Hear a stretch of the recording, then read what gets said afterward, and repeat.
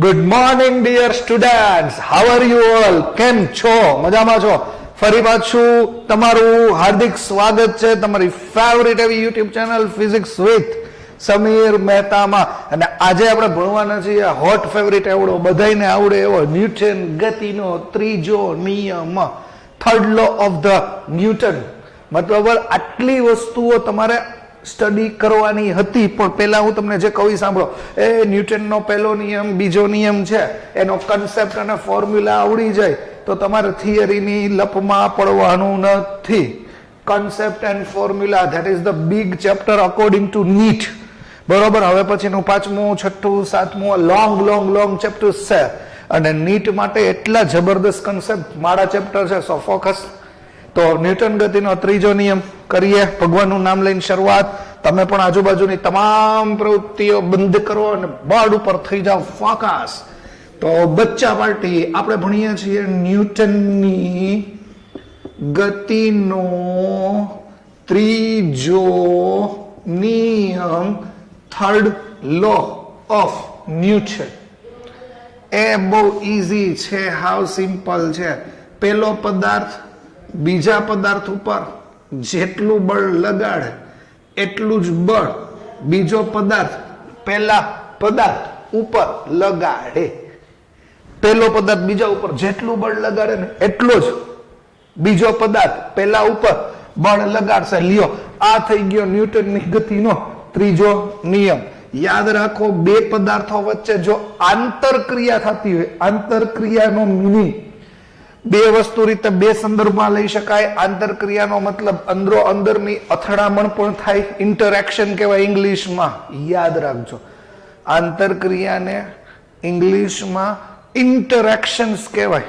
બરોબર. એનો મતલબ આકર્ષણ અને અપાકર્ષણ છે. ઓકે. એટલે કેવા સંદર્ભમાં આપણે એ શબ્દ વાપરીએ છીએ? ઇન્ટરેક્શન્સ, આંતરક્રિયા. એ તમારે જોવાનું છે. બે પદાર્થો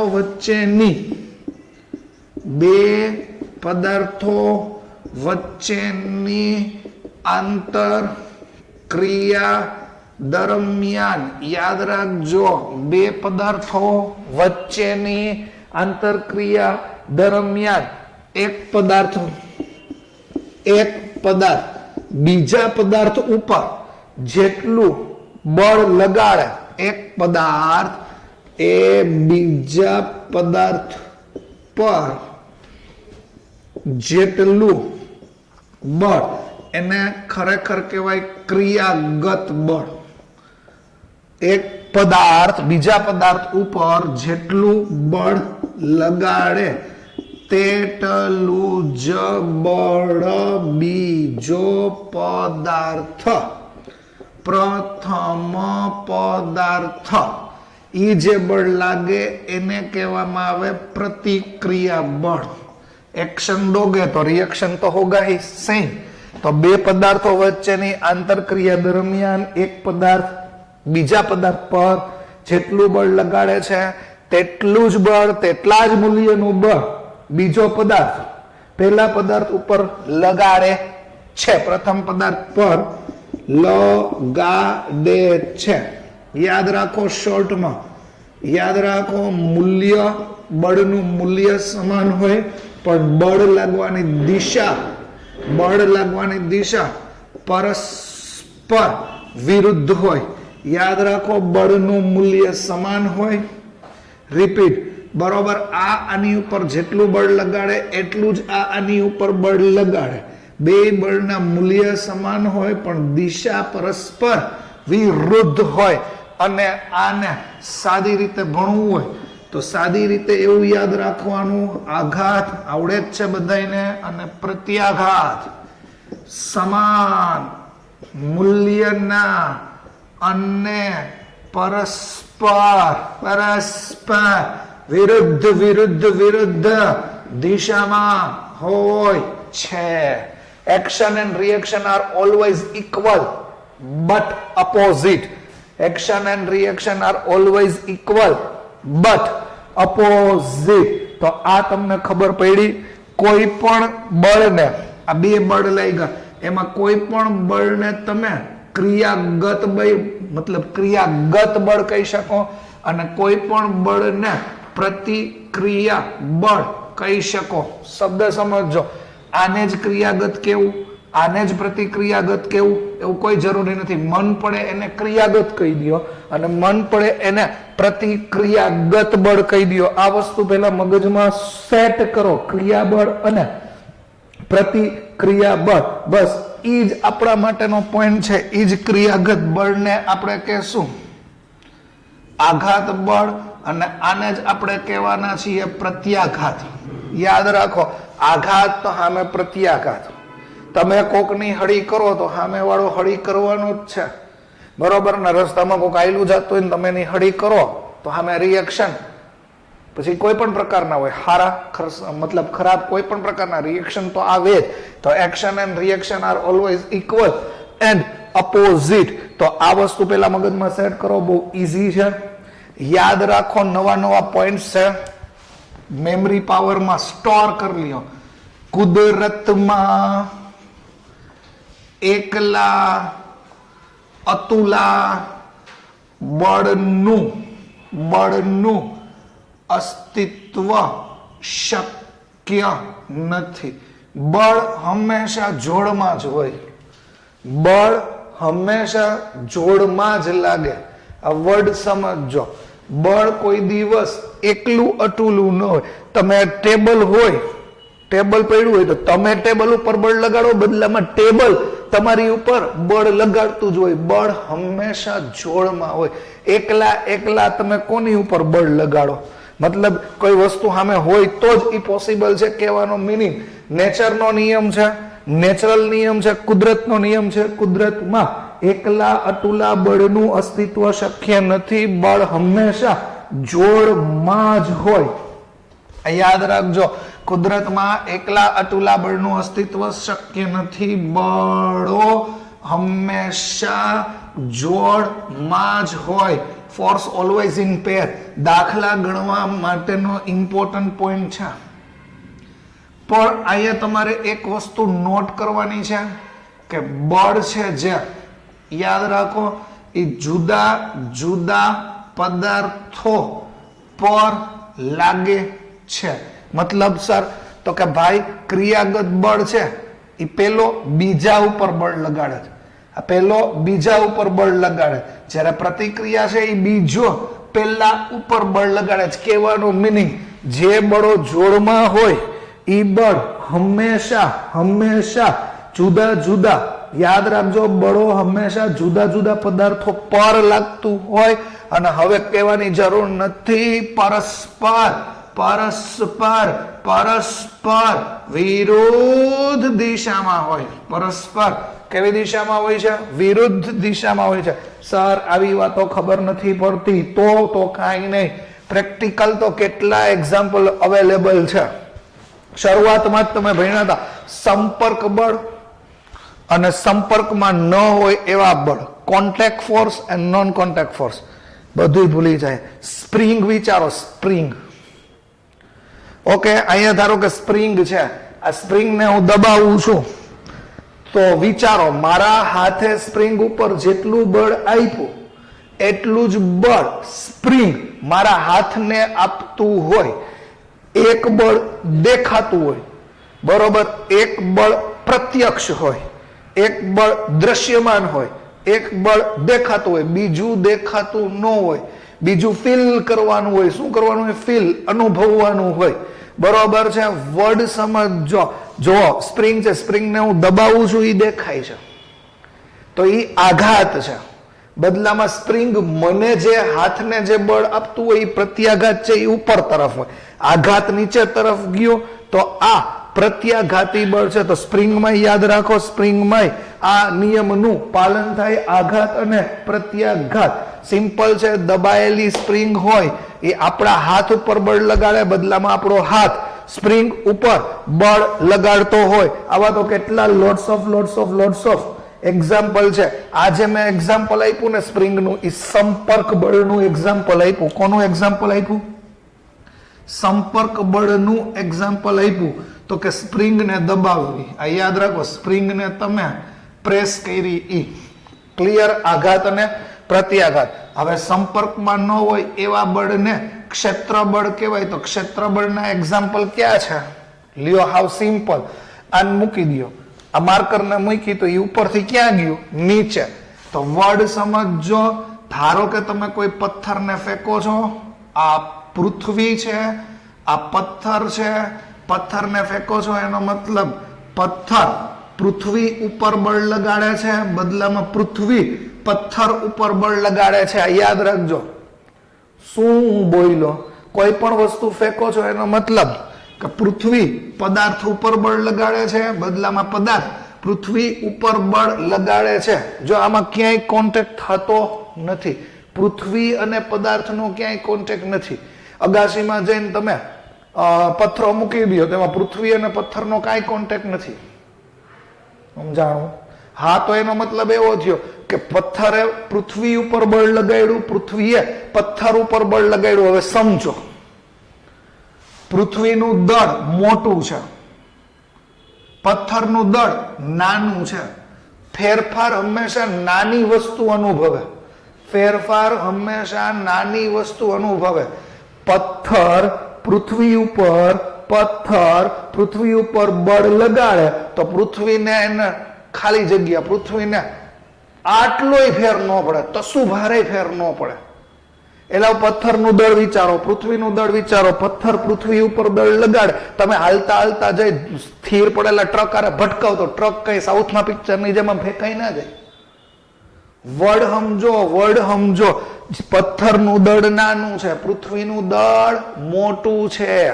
તો પથ્થર જ્યારે પૃથ્વી ઉપર બળ લગાડશે તો પૃથ્વીને કાંઈ ફેર પડતો નથી, પણ પૃથ્વી પથ્થર ઉપર બળ લગાડે છે. વિચારો, તમે ઉભા હોય ટ્રક આવતો હોય, પૃથ્વી પથ્થર ઉપર બળ લગાડે છે તો પથ્થર જ હંમેશા ફેંકાશે, પથ્થર જ હંમેશા ગતિ કરશે.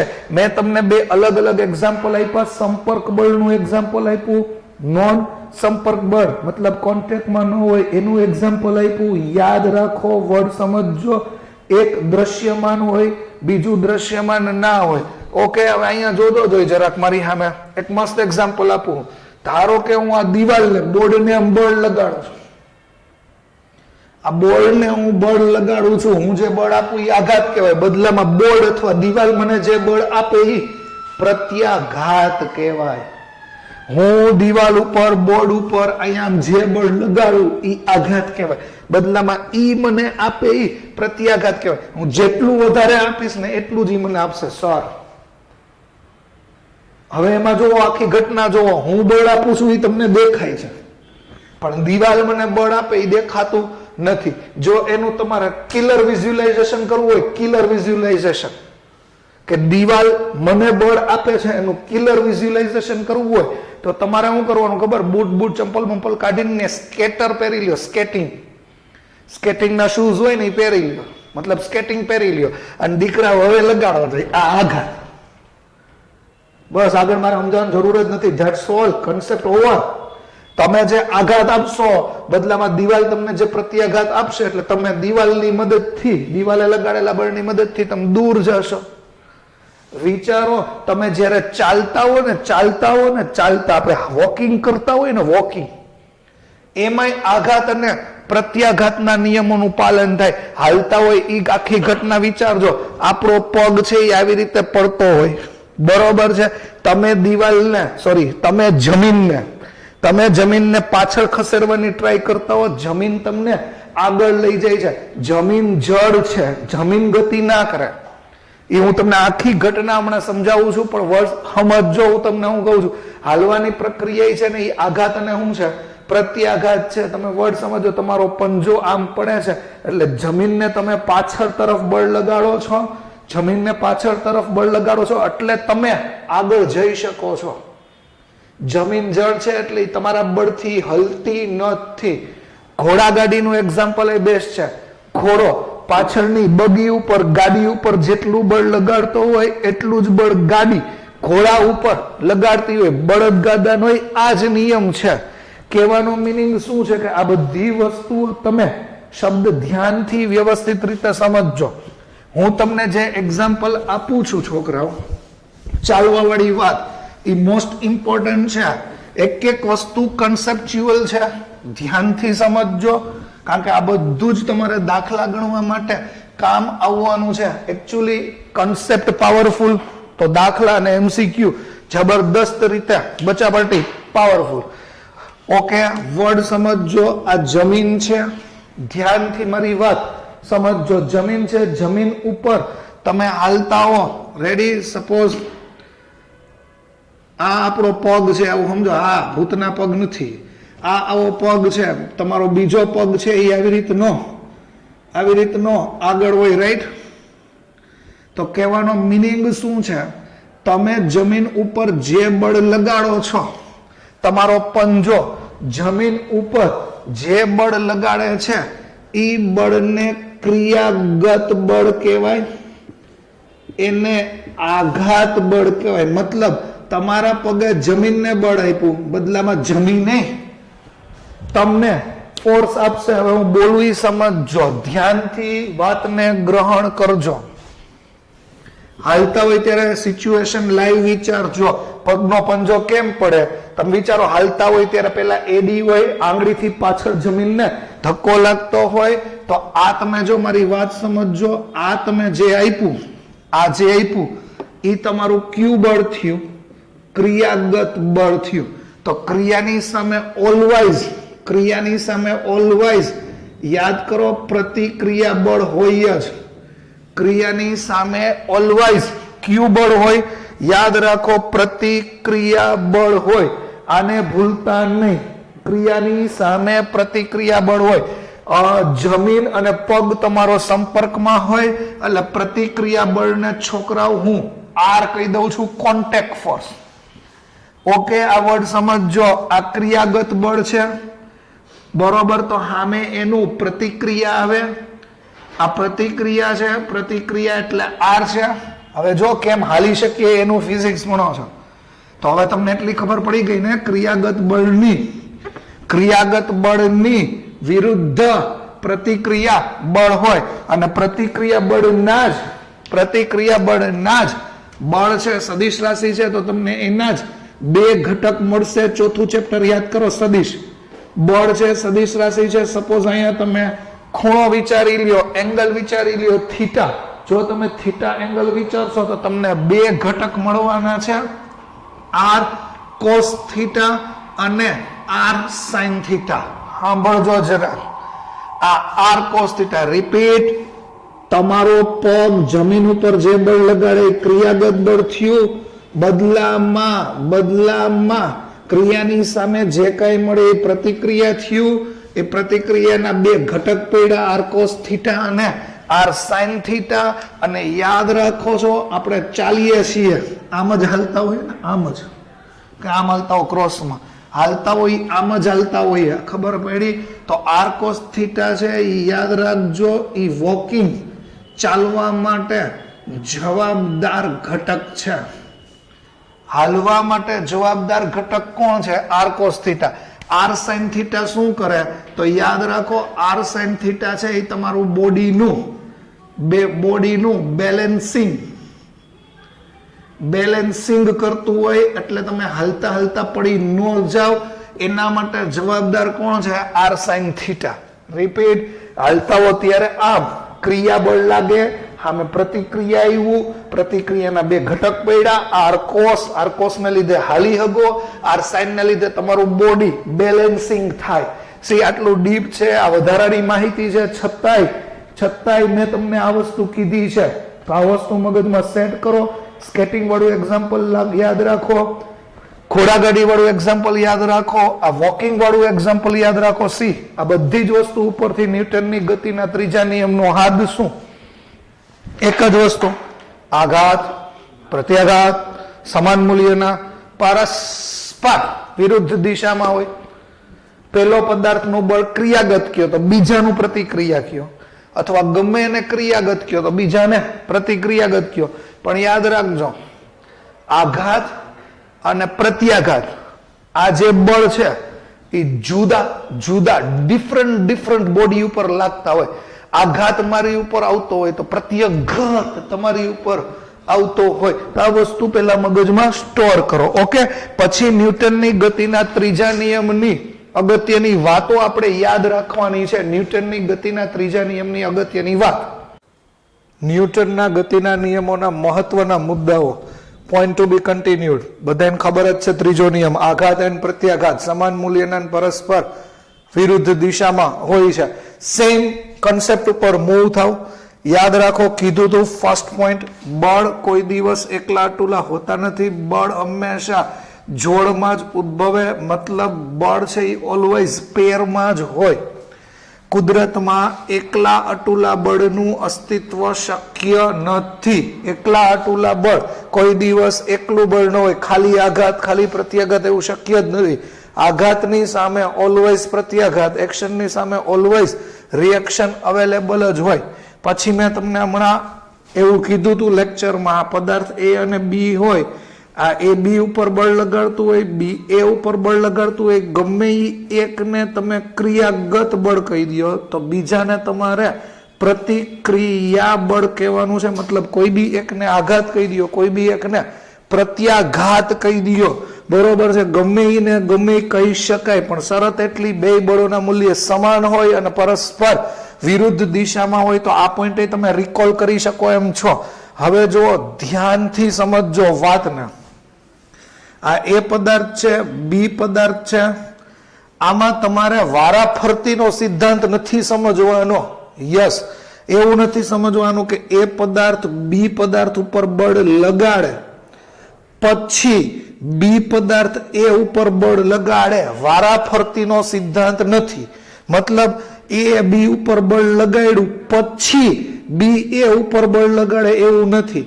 જે ક્ષણે, જે સમયે, જે સેકન્ડે એ બી ઉપર બળ લગાડતો હોય એ જ ક્ષણે, એ જ સમયે, એ જ સેકન્ડે બી પણ એ ઉપર બળ લગાડતો હોય. વારાફરતી નહીં. જે સમયે તમે દિવાલ ઉપર બળ લગાડતા હો એ જ સમયે દિવાલે તમારી ઉપર બળ લગાડતી હોય. મેં તમને સ્કેટિંગનું ઉદાહરણ આપ્યું. તમે દિવાલ ઉપર બળ લગાડી લીધું, પછી અડધી કલાક પછી તમને સામે રિપલ થ્રસ્ટ આવ્યો, એવું તો કોઈ દિવસ શક્ય બનવાનું જ નથી. તો ક્ષણે ક્ષણ શબ્દને ઉપર ધ્યાનથી સમજજો હું શું બોલ્યો. જો બળ જુદા જુદા પદાર્થો ઉપર લાગે છે. એક બળ છે એ બી પદાર્થ ઉપર લાગે, બીજું બળ એ પદાર્થ ઉપર લાગે છે. વારાફરતીનો સંબંધ નથી, કાર્ય કારણનો સંબંધ નથી. આ યાદ રાખજો. બીજો પોઈન્ટ મેં તમને જે કીધું છે એ ખાસ ધ્યાન રાખો. બંને બળો જુદા જુદા પદાર્થ ઉપર લાગે છે, એક જ સાથે લાગે છે, એક જ ક્ષણે લાગે છે, બરોબર. ક્રિયાગત બળ કારણ છે. મતલબ કહેવાનો મતલબ, જો ક્રિયા કરતો પદાર્થ કારણ નો હોય તો સામે તમે જે કઈ બીજું લ્યો છો પ્રતિક્રિયા, એ એની ઇફેક્ટ હોય. જો તમે સ્પ્રિંગને પ્રેસ કરો છો તો તમે આઘાત બળ આપ્યું, એ ક્રિયા કરી, તો સામે તમને એનું રિએક્શન પ્રત્યાઘાત મળવાનું છે. એ આની ઉપરથી ફલિત થાય, સાબિત થાય. હવે જો ન્યૂટનની ગતિનામાં ત્રીજો નિયમ, જો આ સમજો, કારણ અસર છે. કારણ અસર સંબંધ અભિપ્રેત નથી. આનો મિનિંગ, આવા કોઈ હાઈફાઈ શબ્દ તમારે વાપરવાના જ નથી. સિમ્પલ. હંમેશા યાદ રાખો, વારાફરતી બળ નહીં લાગે. હું ત્રીજી વાર રિપીટ કરું છું, વારાફરતી બળ નહીં લાગે. એક જ ક્ષણે એ બી ઉપર લગાડતો હોય એ જ ક્ષણે બી એ ઉપર બળ લગાડશે. સિમ્પલ વાત થઈ ગઈ. જો ધારો કે આ આપણો એ પદાર્થ છે, આ બી પદાર્થ છે. બી છે એ ઉપર બળ લગાડે છે. બી છે એ ઉપર બળ લગાડે છે આ દિશામાં, તો એને આમ લખાય. વંચાય કે નહીં એ તમને ખબર છે. બી દ્વારા એ ઉપર લાગતું બળ, બી દ્વારા એ ઉપર લાગતું બળ, અને આમ વંચે.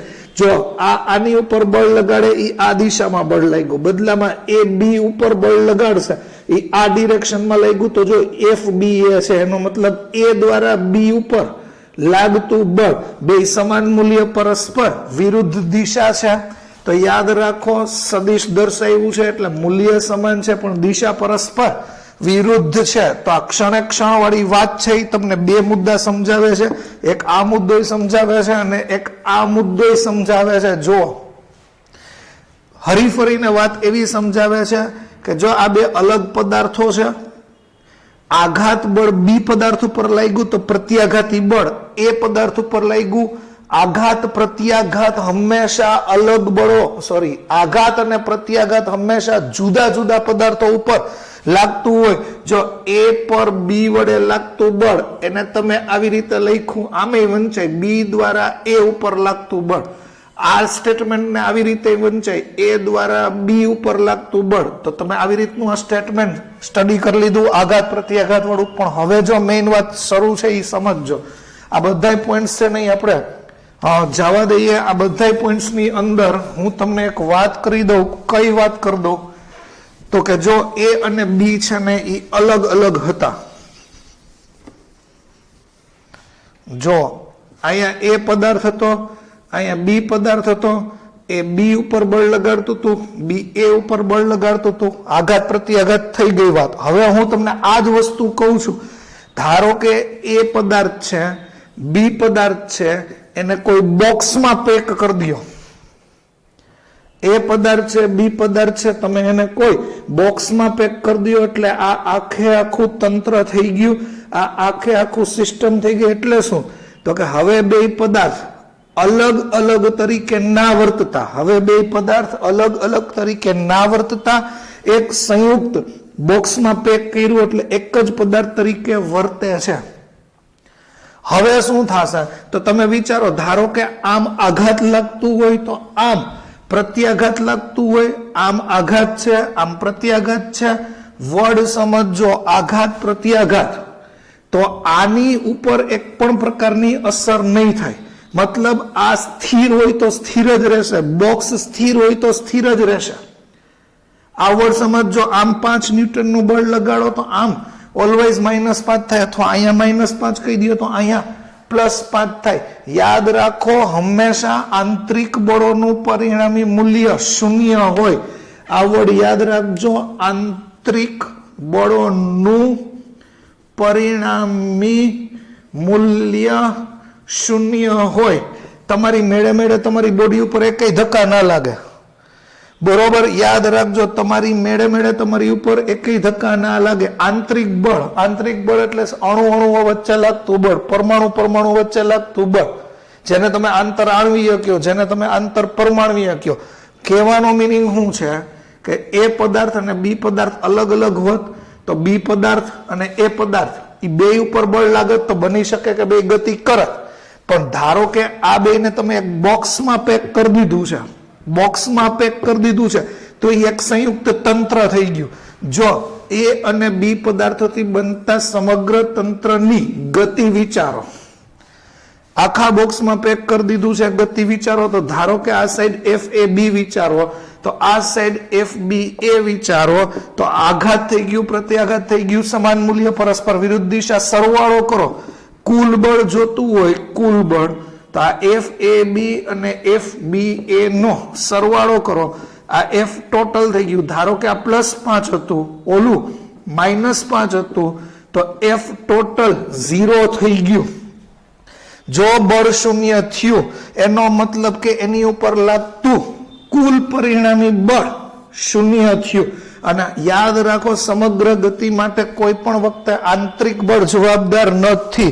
ધારો કે અમારી પાસે રિમોટ છે, આ રિમોટને હું અહીંયા આવી રીતે, ધારો કે મારી પાસે અહીંયા ટેબલ છે, એની ઉપર રાખીને અત્યારે વયો જાઉં, કાલે જોઉં તો ન્યા મળશે.